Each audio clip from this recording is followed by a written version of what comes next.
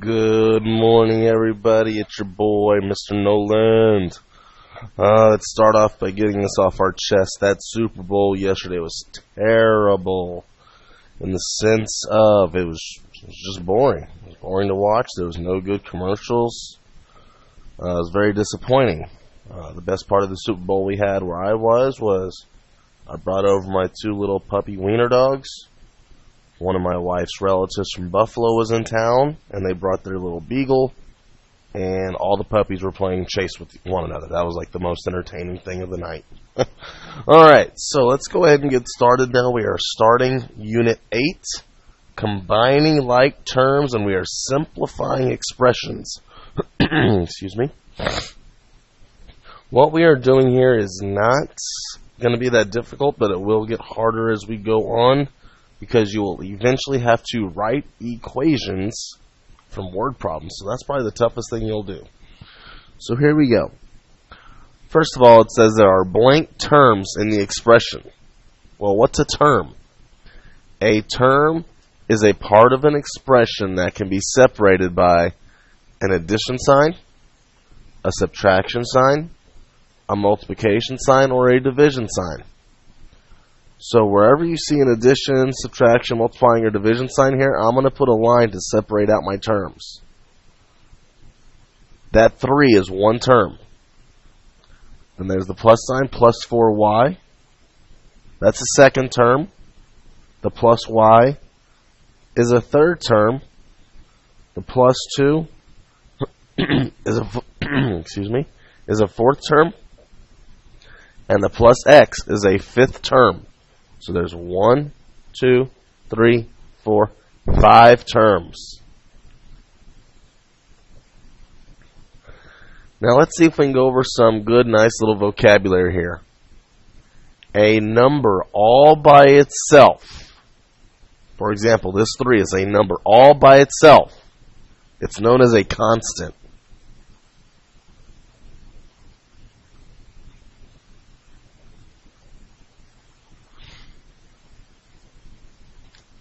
A number in front of a variable, a number in front of a letter, and how they are attached, like you see here, they are attached to one another.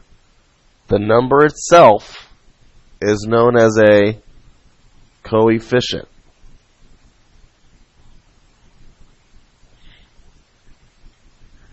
And finally, the letter is going to be known as a variable. A variable later on will be representing a number. Okay. All right. So let's go ahead and write out my 5 terms that we saw again. We had a 3 plus a 4y plus a y plus a 2 plus an x. Now, when we are combining like terms, we're going to start with the first letter in the alphabet. So which comes first? X's or Y's? Well, X's come first. Circle all the X's that you see. Is there anything else with an X? No, there's not. So I cannot combine this X with anything else. Bring them down. The next letter we have in the alphabet will be the Y's. So let's go ahead and put a square around all my Y's.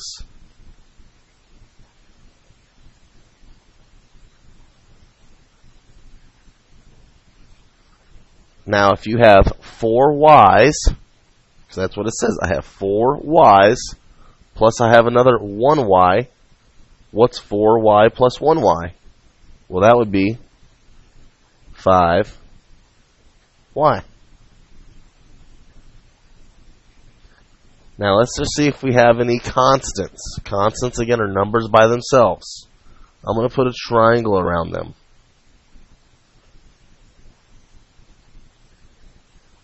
Oh, well, that's just 3 plus 2, which is 5. Can I combine anything else here? Well, some of you are saying, well, 5 and 5 is 10, so that's 10xy. I cannot do that.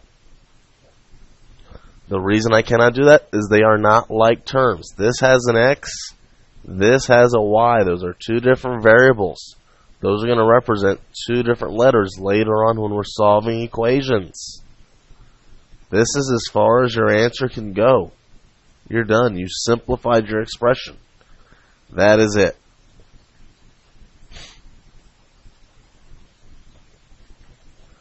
Now let's see if we can use the distributive property. Now remember, the distributive property takes the number on the outside and you multiply it by every term on the inside.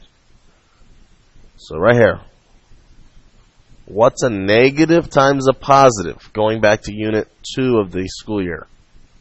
Or not Unit 2, the second 6 weeks of the school year. A negative times a positive is a negative. 4 times 6 is 24. And this still has an x. Bring it down.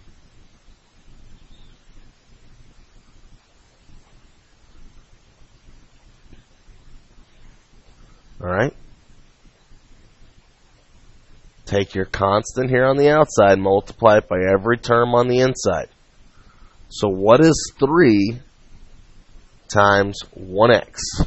Just combine it. 3 times 1x, or 3 times x, is just 3x. 3 times 1 is just 3. And the plus x on the outside comes down. Are there any like terms that I can combine? Well, yes, there is. I have 3 x's, plus I have another x. So what's 3x plus 1x? Well, that's just 4x. I didn't touch my constants, so bring them down.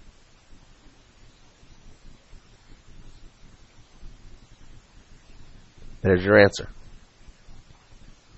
Okay. If we look at the next one, can I combine any of these like terms? Yes, I can. I can combine all of them. It ends in an x, ends in an x, ends in an x. So those are all like terms. So what is 3x plus 2x? Well, that's 5x. Now what's 5x take away 4 of those x's? Well, that's just 1x. Now, some of y'all are going to want to put the 1 in front. You can do that if you want, but you're never going to see that as an answer. How many x's do you still see? Still see 1. So if you see a variable just like this all by itself, it's always to assume that there is a 1 in front of it. So that's the answer we're looking for, is just the 1x. Alright. Some of you are going to say, well, let's use the distributive property, multiply 11 times 3 and 11 times x. You cannot do that because this is not distributive property. Distributive property has the number attached to the parentheses. Plus, look where the number is. It's in the front side of the parentheses. Front side of the parentheses. Here, the 11 is not attached to the parentheses, and 2, it's on the back side. So here's what we're going to do. We're going to take all the stuff on the inside. 3 times x, which is just 3x, and now we're going to multiply that by 11. So multiply the 3 times 11. What is 3 times 11? Well, that's 33. And then just bring down the x with it. There's your answer. Okay, this is a little faded, so I'm going to put the plus x so we can all see it. Okay. Alright. Do y'all see any like terms that we can combine? Well, I do. I'm going to circle them.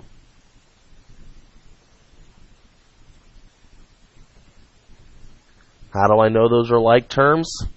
They have the same variable, the same letter.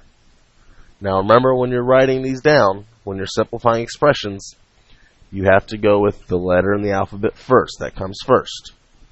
So X comes first. I only have one of them. Now, 14y plus 22y, well, that's just 36y.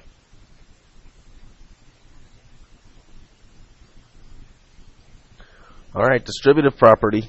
Take the number on the outside, multiply it by every term on the inside. So what is 4 times 2x?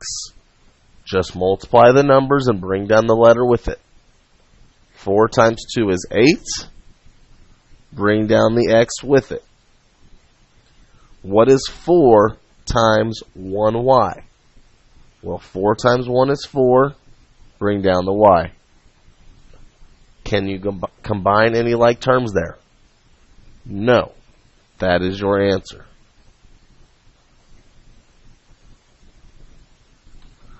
I'm going to make these a little bit darker here.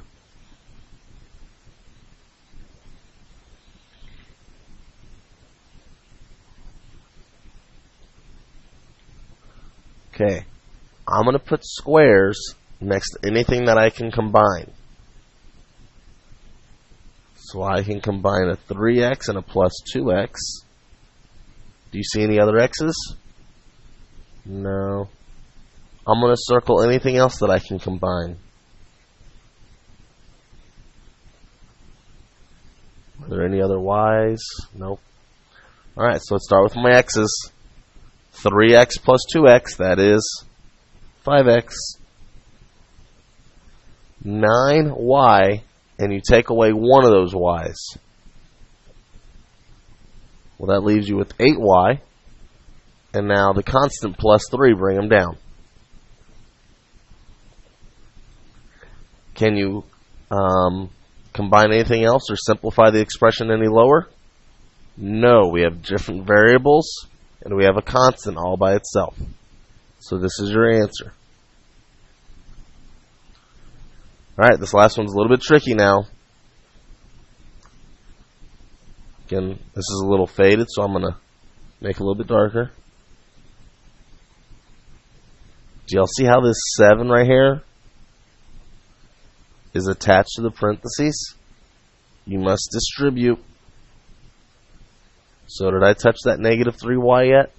No, bring them down. What is 7 times 3x? Again, just multiply the numbers. So 7 times 3 is 21. Bring down the variable. And now what is 7 times 1y?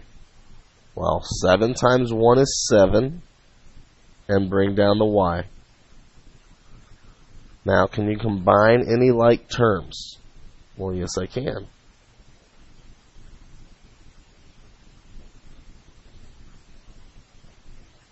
The 21x, I can't touch. Bring him down. Now, I can combine 7y, and you take away 3 of them. So 7 take away 3 is 4y. There's your answer. Alright guys, well, like I said before, simplifying expressions really is not that difficult. When we start writing equations from word problems, that's where it gets the toughest because, yes, students, you are going to have to read. So that's where a lot of us go a little wrong, is we struggle with our reading comprehension. But it's alright. We'll make some videos and break it down to help you guys out. Alright guys, you have a great day. Alright, bye.